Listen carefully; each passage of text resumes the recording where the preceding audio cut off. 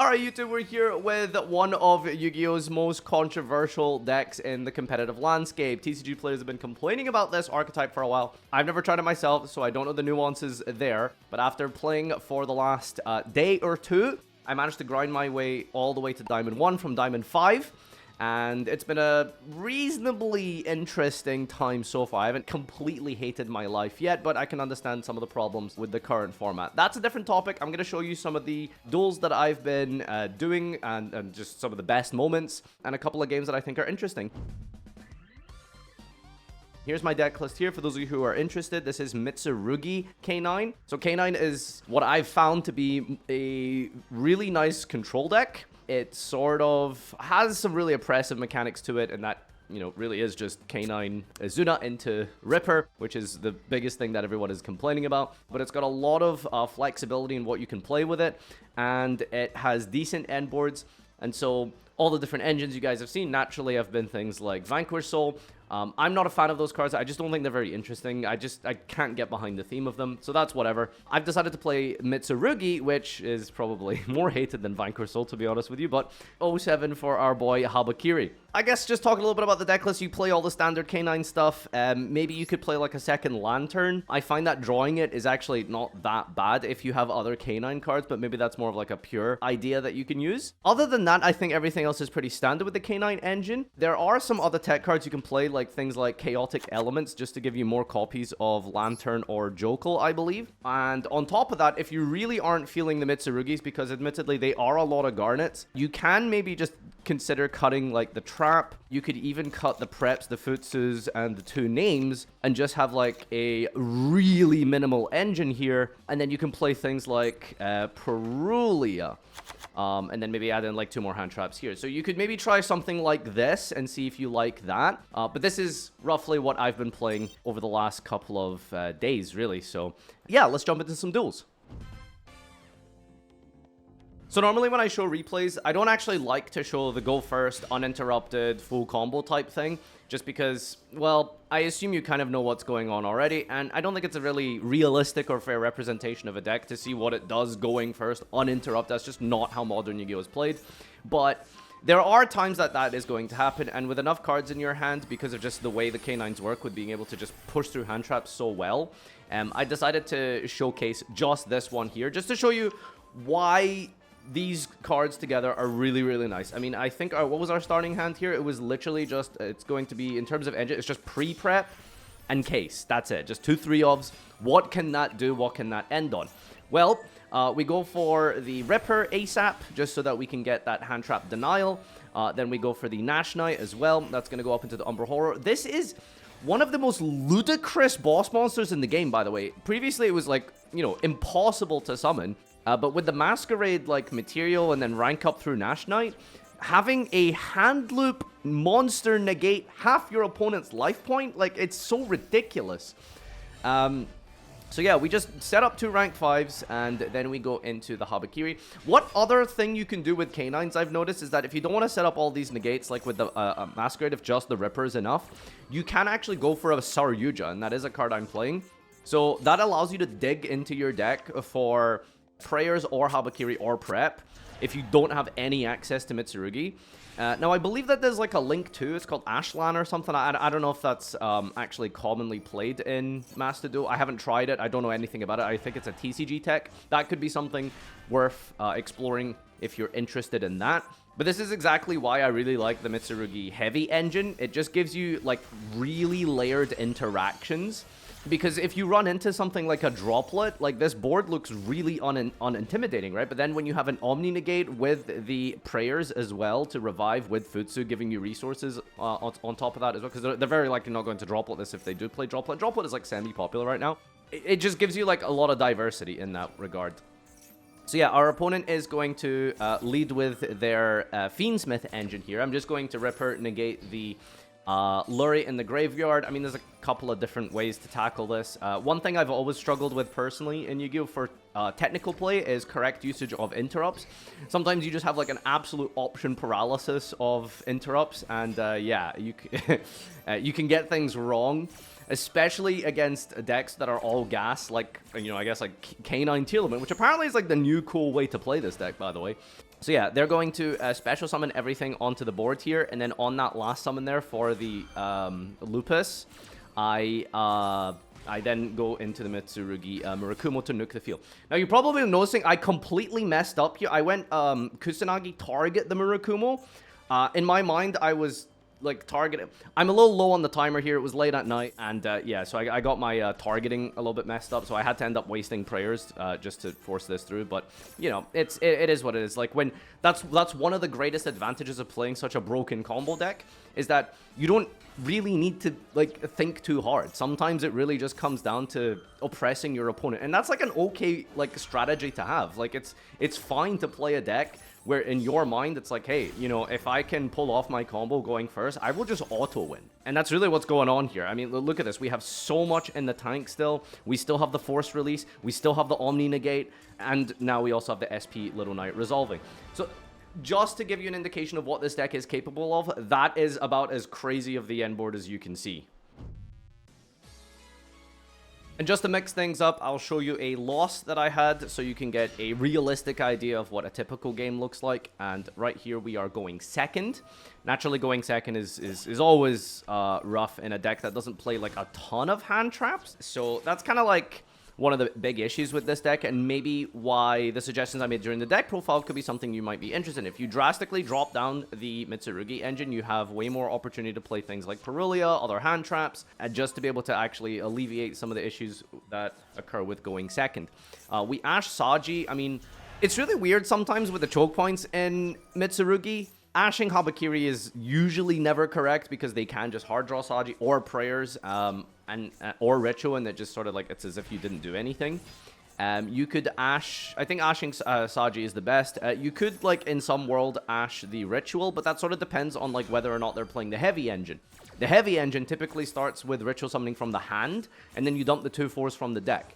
So I think that that could be a really important place to stop them is on the ritual.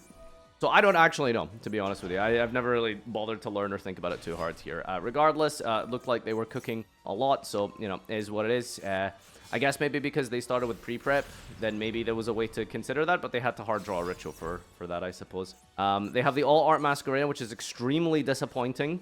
And so we are now going to lead our turn with a pre-prep of our own. Discarding a card, easy discard of the Futsu. That's completely useless, and that's, you know, obviously one of the bad things about this version is, you know, you will just draw hard draw Purification, Futsu, Kusanagi, just not the best ones you want to see turn one. So obviously we know that he has the Purification. I'm just wondering, like, okay, well, where actually is the best place to, like, force out Purification? Should we lead with Mitsurugi? Should we lead with K9s? I guess that's a question we can maybe think of, or you can answer in the comment section. It's a little bit annoying because he doesn't have any card advantage, so the, or at least in the hand, so it means the Noroi is a little bit dead here. So I'm just going to go with the Izuna first and foremost and see what we can do there. Trying to get Lupus into rotation. We activate the Lupus to special summon. Prayers is then going to come out here, tributing the Aramasa in the process to get a search and then revive back the Murakumo, who is going to nuke the entire board here. Banishing the Lupus in the process, obviously, is really, really unfortunate. We go for our last play here, which is the Jongler, and they also have Magatama, which I don't actually know if they searched it or not, but that is really sad, yeah. And then from here, you know, they just wrap up the game. So that's to give you an indication of what it's like to go second sometimes, and you just can't, you know, do anything. I mean, admittedly, it's kind of close here. He doesn't have, like, the craziest follow-up, and we do manage to top deck a case. So we discard to resolve from the Murakumo. We go into Lantern. Lantern revive the Jongler. Jongler gets a Noroi. Lantern searches for release. They go into Dynamondo. Dynamondo shuffle away the Lantern. A normal Noroi, special Izuna. Then they use Dynamondo to bring out the Murakumo, and that is, yeah. It's crazy just how much interrupts just the Mitsurugi engine was able to provide for him, but yeah, that was 2 pushes we had, and they were stopped just with that Dynamondo play. So yeah, that can happen. This is, you know, unfortunately one of the weaknesses of the deck. Maybe drawing the Futsu is one of the problems. If that was another hand trap, then we might have been in a different situation. So consider that for the deck list. All right, here's another duel going first here. We're just going to go prayers in the draw phase for Habakiri. You activate the effect, and we get Fua Lost, which means that we're not going to be able to go into a big crazy board here, but we are able to still set up a decent amount of stuff just with the Mitsurugi engine. We're going to dump 2 4s here, go for the search, and get some follow-up is really the most important thing here. You could also use the Mitsurugi engine. I believe you can use them to go into Yugioh if you're trying to dig for the K9 engine, because obviously we only have force release. That's not going to work under Fua Loss, but just, you know, as an idea as to how you can bridge them between each other in terms of engine. I was considering Zombie Vampire, but then I actually looked at the deck list, and then I thought to myself, there's not really a lot of cards you can hit off Zombie Vampire other than just, like, Jokul. But yeah, anyway, so we go for a awkward kind of ritual summon here. Normally you want to go Kusanagi, add back ritual, and then ritual from the deck at that point. But, you know, we're under Fua Loss, so I figured just Murakumo with the trap card is good enough. On top of that, a really neat thing here is that we can actually, you're probably wondering why didn't we set prayers. When I Purification Tribute off the Murakumo, that's going to completely clear my field. On the new chain, Murakumo can come back, but before that resolves, we can chain the Fua Loss, and that is going to resolve because you need to control no cards in order for the Mulch armies to work. So that's still decent value, and I don't think we'll die because the Murakumo would come back, and we also have Ghost Spell. So it's not that precarious of a position. They're going to add the Habakiri, normal summon Saji for ritual, activate the ritual. This is where I just go for the purification. I mean, I can only assume this is maybe like the best choke point for the Mitsu engine. So ritual is Omni negated. New chain here, we're going to activate the Murakumo, activate the mirror. And then, of course, as mentioned, this is where we get to Fua Loss as well, with our board being completely open here. And they just completely scoop it up. And that is under Fua Loss without having to go through the K9 engine. This is just Mitsurugi engine. K9 by itself into Fua Loss. It's not bad, but imagine you were able to, like, put up a Ripper. It's one extra draw, but you would be able to have K9 engine Ripper plus the Mitsu engine Omni Negate. I think that would be really powerful as well. So kind of like why I've really been enjoying this deck, is it plays fairly well into Fua Loss. Alright, we got another game here, and if you really want to see the true, like, degeneracy of this deck, well, I mean, it's going to be on display in this one. So, we're going to lead with the Jungler and Lupus. That will give us a search for Noroi. We now have the untargetable Lupus to go into Ripper. Now, you're probably wondering, why did I make Ripper first before going into Noroi? The reason for that is I'm being a little greedy, but there's no restrictions in K9 except Noroi. So, the guy that Noroi E-Tellies from the deck says that you can't special summon except K9s. So I need to use the monster that I summoned from Noroi as the material. That way I can go into Yugioh. Again, I'm being greedy with this line because I did want to try and showcase the Mitsu part as well when you don't draw it. So we go for the case here for the Lantern, and this is, you know, one of the most...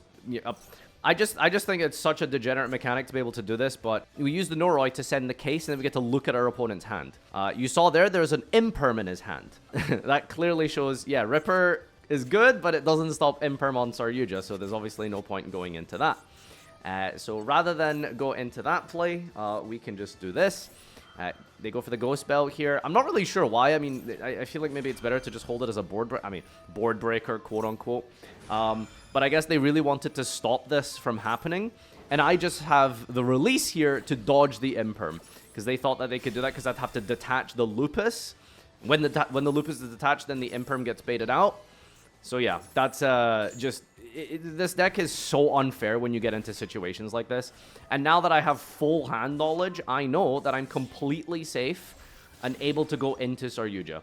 Yugioh, draw 4. Now, I know this is going to look really goofy. I swear to God, I thought this was prayers. Look, I had Futsu in hand. I just had to keep it, and I would still be able to do full Mitsu combo. I swear to God, I genuinely thought this was prayers. I don't know, these cards just look the exact same, man. I don't know what to tell you. But yeah, so that was a bit of a clumsy Yugioh. Regardless, we still end up in a semi-decent spot, kind of. I mean, it's not, like, unbelievable. We still have the Umbral Horror Masquerade, Call by the Grave, and Ghost Spell versus Malice. Obviously, we would have full Mitsu combo here, and we would definitely win the game off that. But I just wanted to showcase this duel because I thought that interaction with the hand traps was really interesting. if you just ignore like the little goofy mistake here, it's probably not that big of a deal. So yeah, they have Dormouse, Backup Ignister, 2 hand traps is not really that bad of an opening hand for Malice. I don't know, they always seem to open cracked. I'm just more cracked, I guess. So they still have to discard a card here. They're going to go into SP Little Knight. SP Little Knight will attempt to banish their own Dormouse, but we have the Call by the Grave. And obviously Call by the Grave negates the effects even when it's banished. So yeah, they're not going to be able to have any engine here. That is a GG moment. Looks like they still try and play it out. No, they realize it's negated. Are they going to scoop it now? Okay, well, I mean, we know what they have here. It's just a SP Little Knight and the Malice Trap card. And so from here, I mean, it's just, you just overwhelm them with so much, it's not even relevant. They've got a March Hare, I suppose, in their hand that they can use to chump block, but that's about all the value they're getting. Yeah, so, I mean, we got Ritual, we got Prayers, we've got full K9 Engine. The follow-up that this deck can offer you if you use your resources correctly, not like I did in this duel, that would be a terrible example. I had to be bailed out by top-decking Prayers. But when you do play it correctly, you can see that there's a lot of resources available to you once you've set up your turn 1. So, yep, really, really cool and fun deck. I've been having an absolute blast with it. I'm definitely starting to see some of the cracks, and I think it's mostly just due to the heavy Mitsu engine. I think there's a world where just like cutting a lot of that down is going to be maybe the way to go, because I think having Perulia in the deck list as well would be super, super helpful. So, that is my journey through K9 Mitsurugi. What deck do you want to see me explore next? Anything particularly interesting? K9 Crystron or something? A new version of Draco Tail? I think Master Duel's meta is going to slow down like it did with the TCG for a while now, unless they do something wacky and bring us a bunch of new decks really early. This might just be the format for the next 6 months, genuinely, until Worlds or something. Like, this might be it. So, lock in. Lock in.